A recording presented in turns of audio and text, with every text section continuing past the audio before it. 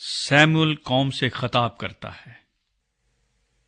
तब सैमुएल ने सब इस्राएलियों से कहा, देखो, जो कुछ तुमने मुझसे कहा, मैंने तुम्हारी एक एक बात मानी और एक बादशाह तुम्हारे ऊपर ठहराया है।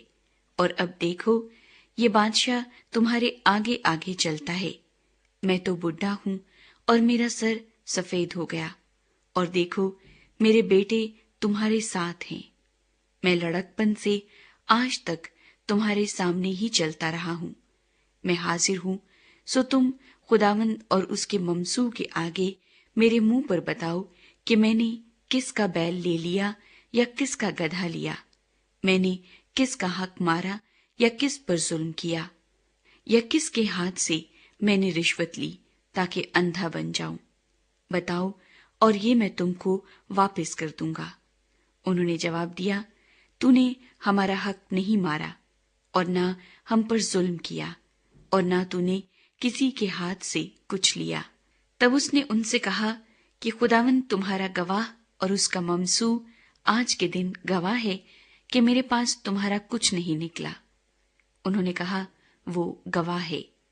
फिर सैमुएल लोगों से कहने लगा, वो खुदावंद ही है जिसने मूसा और हारून को मुकर्रर किया और तुम्हारे बाप दादा को मुल्क मिस्र से निकाल लाया। सो अब ठहरे रहो, ताकि मैं खुदावंद के हजूर उन सब नेकियों के बारे में जो खुदावंद ने तुमसे और तुम्हारे बाप दादा से की गुफ्तगू करूं।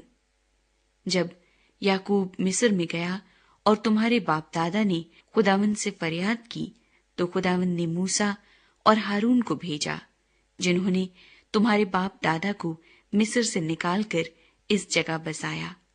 पर वो खुदावंद अपने खुदा को भूल गए, सो उसने उनको हसूर की फौज के सिपा सालार सीसरा के हाथ और फिलिस्तियों के हाथ और शाह मुआब के हाथ बेच डाला, और वो उनसे लड़े।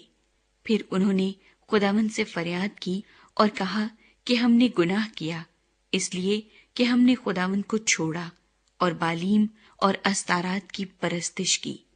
पर अब तू हमको हमारे दुश्मनों के हाथ से छुड़ा, तो हम तेरी परस्तिश करेंगे। सो खुदावंद ने युरबल और बीदान और इफ्ता और सैमुएल को भेजा और तुमको तुम्हारे दुश्मनों के हाथ से जो तुम्हारी चारों तरफ थे रिहाई दी, और तुम चैन से रहने लगे।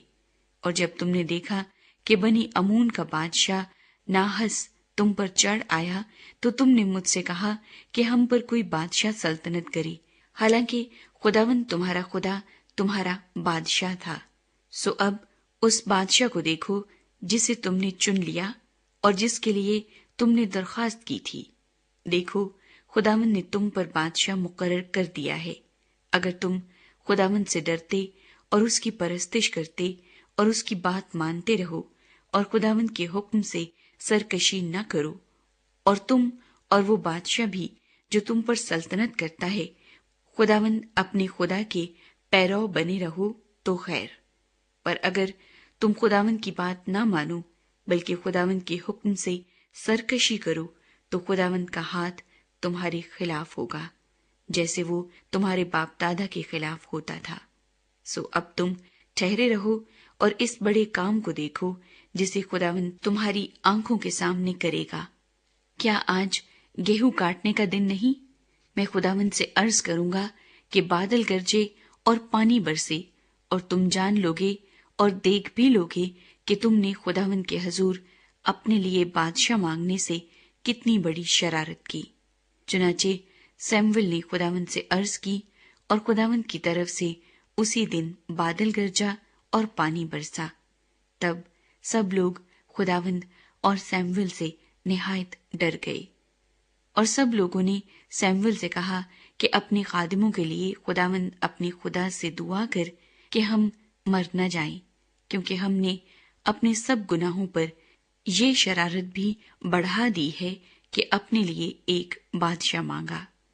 सैमुएल ने लोगों से कहा, खौफ न करो, ये सब शरारत तो तुमने की है, तो भी खुदावंद की पैरवी से किनारा कशी न करो, बल्कि अपने सारे दिल से खुदावंद की परस्तिश करो।